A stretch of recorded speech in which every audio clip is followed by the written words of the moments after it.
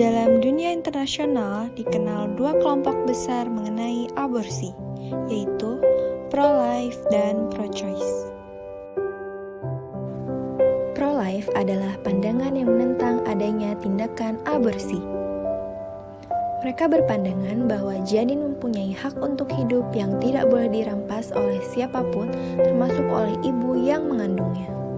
Sedangkan pro-choice adalah pandangan yang menyatakan bahwa keputusan menggugurkan atau mempertahankan kandungan adalah hak mutlak dari ibu yang mengandung bayi tersebut. Pandangan pro-life. Kelompok pro-life beranggapan bahwa fetus atau janin memiliki hak atas kehidupan dan tidak ada hak bagi siapapun untuk melanggar. Hak kebebasan wanita adalah tidak mutlak dan harus dibatasi karena aborsi merupakan hal yang menentang mortalitas.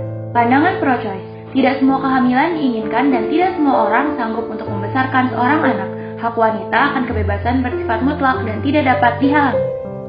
Lalu, apa itu aborsi? Aborsi adalah pengeluaran janin secara sengaja yang mengakibatkan kematian janin yang terjadi sejak pembuahan sampai pada kelahirannya. Setiap 22 detik seorang bayi dibunuh ibunya melalui aborsi. Selanjutnya, alasan perempuan melakukan aborsi. Yang pertama, masalah kesehatan ibu. Kedua, karena bayi cacat. Ketiga, korban pemerkosaan. Sebagian besar sisanya dikarenakan wanita yang tidak ingin mempunyai anak di luar nikah, akibat pergaulan bebas, atau tidak siap menjadi seorang ibu.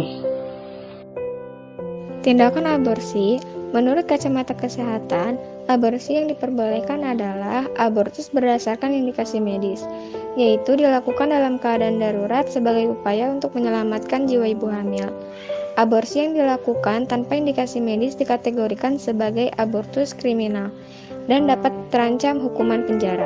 Dampak negatif aborsi bagi kesehatan. Yang pertama, terjadinya pendarahan yang hebat. Hal ini bisa disebabkan oleh konsumsi obat dalam dosis yang berlebihan. Yang kedua, kerusakan pada rahim yang menyebabkan rahim robek, kerusakan leher rahim, serta perlubangan rahim. Yang ketiga, dapat menyebabkan kemandulan di kehamilan berikutnya, gangguan kejiwaan atau psikologis, hingga kematian ibu.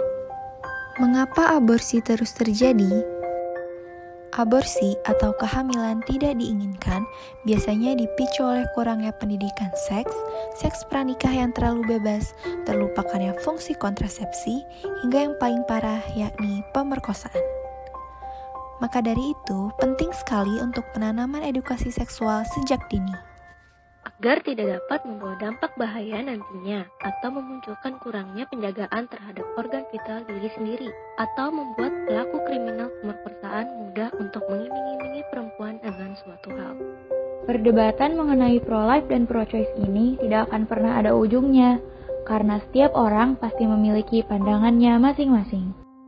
Maka, untuk mengurangi perbedaan pendapat dari pihak yang saling bertentangan ini, akan lebih baik kita semua dapat mencegah tindakan yang memicu timbulnya tindakan aborsi.